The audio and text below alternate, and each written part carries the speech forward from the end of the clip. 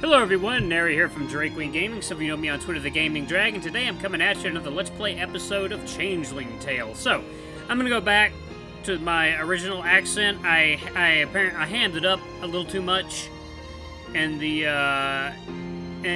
last video, so I'm gonna try and keep it a little more conservative, you know, not so over the top that it seems more like I'm a cartoon character than anything, or a caricature of a Scottish person. So anyway, I have someone who is advising me on my accent now. I'm also looking at examples, so I'm going to try and reel it in just a little bit. Alright, let's get back into it, guys. Alright. Eventually the performance comes to an end. One last pirouette, a tease of a curtsy, and the crowd bursts into hollers and applause. As she prepares the next dance, a few older fans press closer to this unusual creature. I can see the flapper's face fall all the way from here.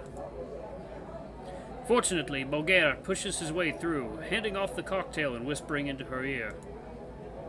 She lights up, takes the drink, and starts sipping gingerly. Before I know it, she's spied me and is walking my way.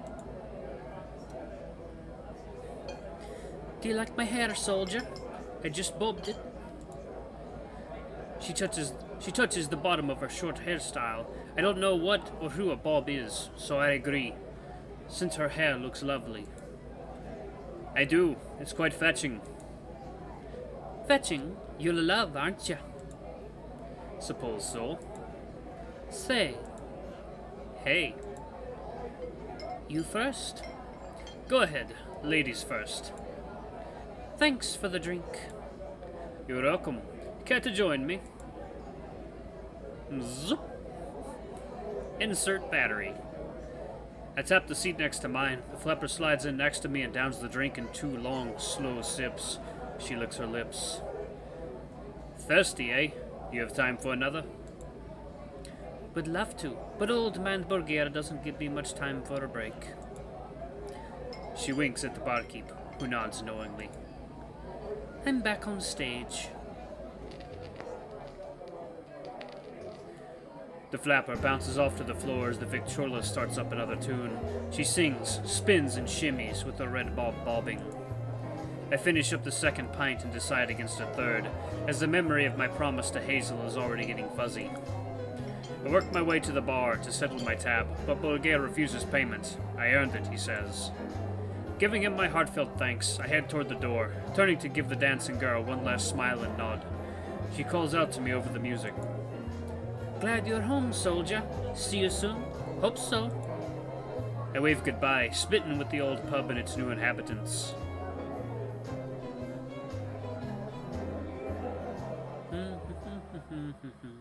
Good music.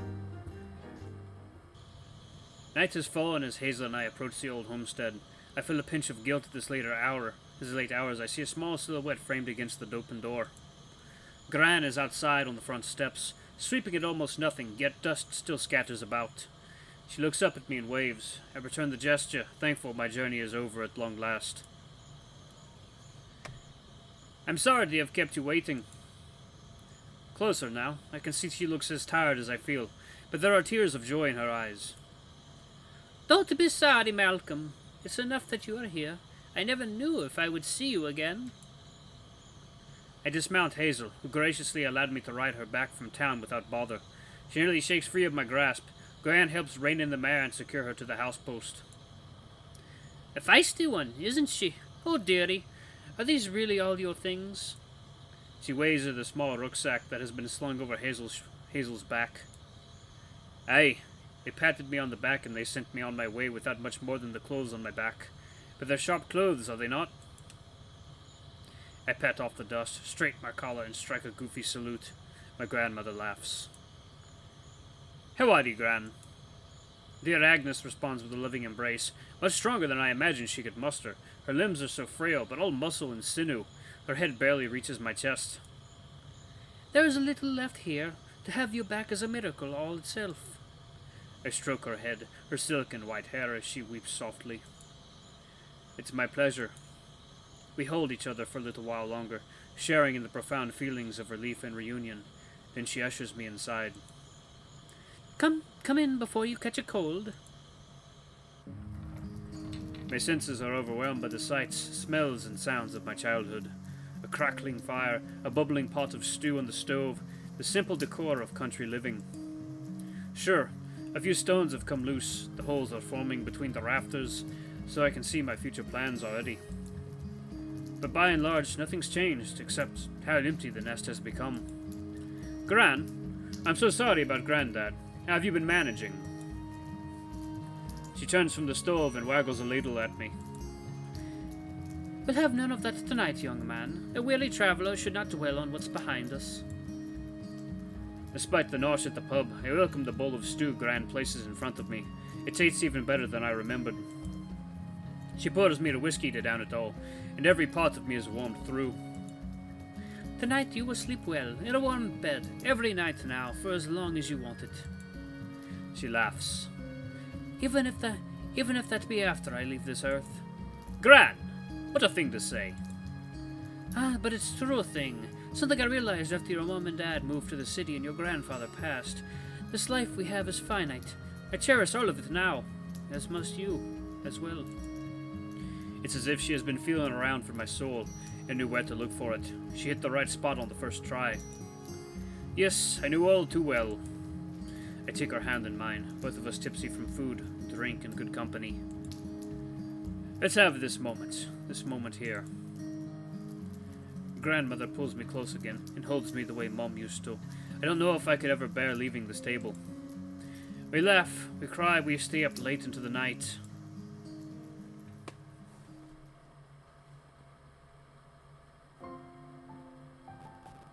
I love that little animation. Oh, okay, apparently I clicked out of it. Damn. I wake up to the sound of a kettle coming to a boil. The sun is yet to fully rise, but I can smell the tea brewing and something freshly baked. It's a challenge getting myself up out of bed. The goose down quilt, even if it's bare threads, is so warm and comfortable. I've not slept so well since, well, the last time I slept here. This was my room growing up. It's hardly recognizable now. My old things have long since been stowed, who knows where. It's mostly empty, save for some odds and ends. I finally wheel myself out from under the covers, throw on some proper clothes, and head into the common room. Good morning, young man. I have biscuits on the hearth and potted eggs on the table, fresh cream in the pitcher, sugar cubes in the jar. Thank you so much, Gran.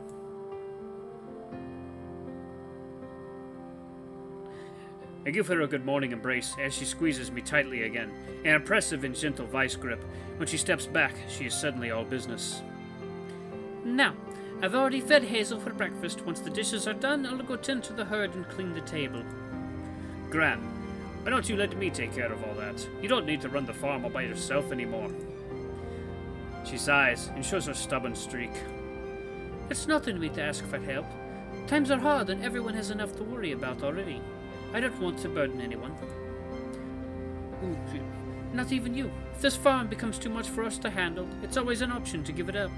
To sell and join your mother and father in the city. Nonsense. This is your home. We'll make it work. So how about it? Sergeant Malcolm Campbell, reporting for duty. Well then, soldier. I suppose we could use some things for this week. Perhaps you might go to the market for me today. It's a start. I wink and nod towards my breakfast. I'd better eat fast then, if I'm to beat the crowds. I chew and guzzle until the empty plate rattles, and the cup pot have not one drop left. You're an angel, Malcolm. Laughing, I stand up, shoulder an old overcoat and Grandad's give Gran a peck on the forehead. And don't you forget it. I'll be back soon, Gran.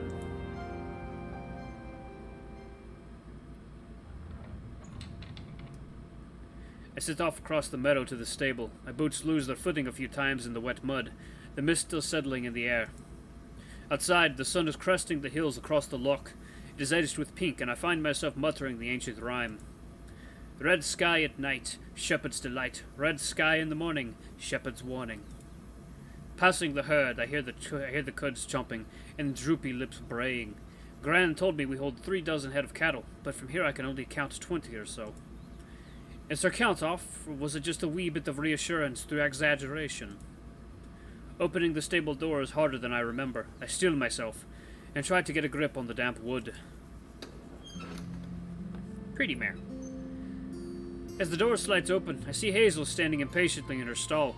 I'm reminded of the difficulty Gran and I had stabling her before we retired last night. Morning, my grumpy friend.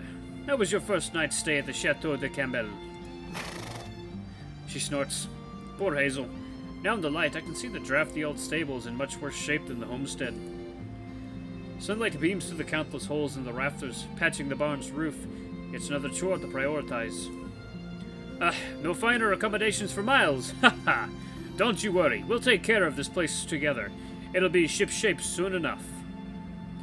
Her head rolls dramatically as she flicks the mane of her eyes. She apparently isn't amused, but I can't help but laugh. Oh, come on now, it's not that bad. Now, let's get you hitched to cart. It's market day today, and we've got a lot to pick up. Hazel nudges my chin with her velvety muzzle, and I nestle into it, and my hands and arms reach instinctively to hold her, to her cold head.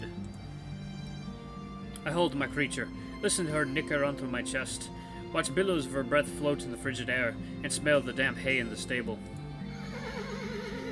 Then her head buckles back in a plucky toss, nearly knocking me to the ground.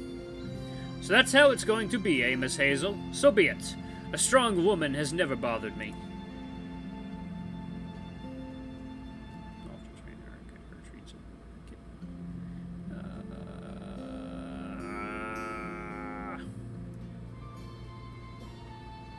Well, I'm not going for the silk. I'm not going for the silky lass this time, so. Save right here.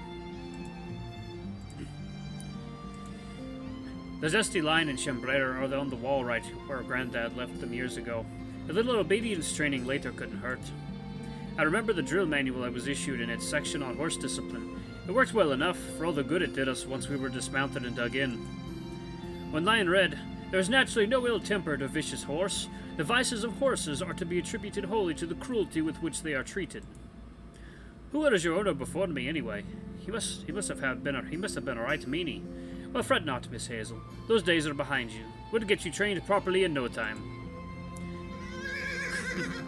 Hazel neighs defiantly, as if daring me to try. I was never one to back down from a challenge. I think as I carefully fasten her saddle. Come on now. Let's have none of that. Time to get on the road.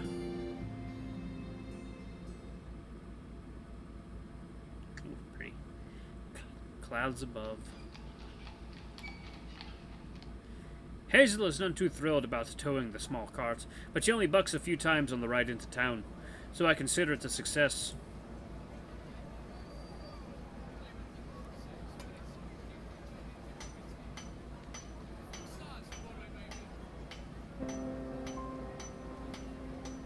The square is already bustling with activity when we arrive.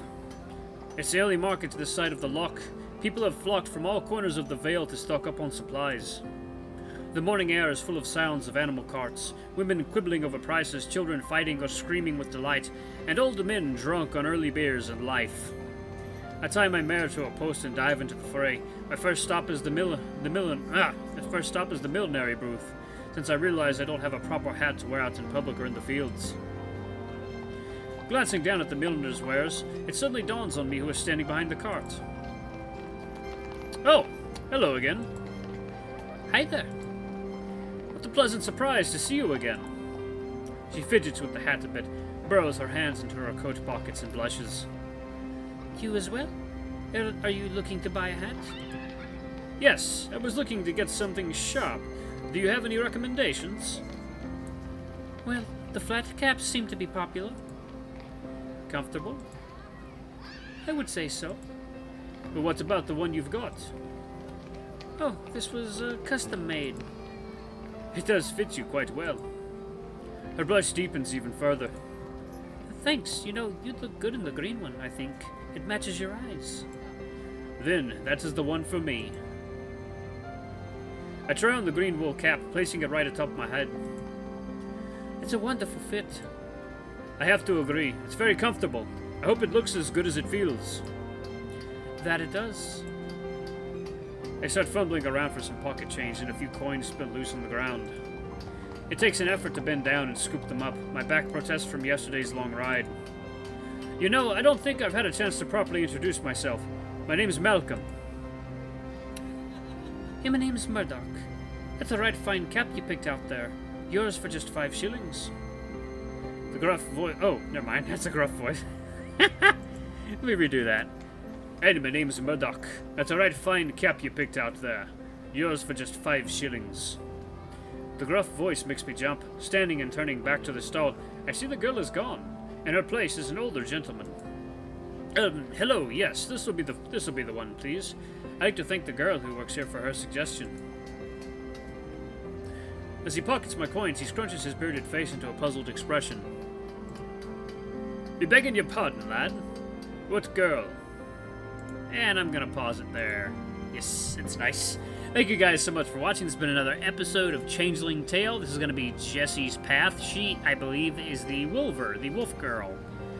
And the next is going to be Grace, the Loch Ness monster. Thank you guys so much for watching. Don't forget to like, comment, subscribe, and ring that notification bell to the next video. I love you all. I'll see you next time. Bye-bye!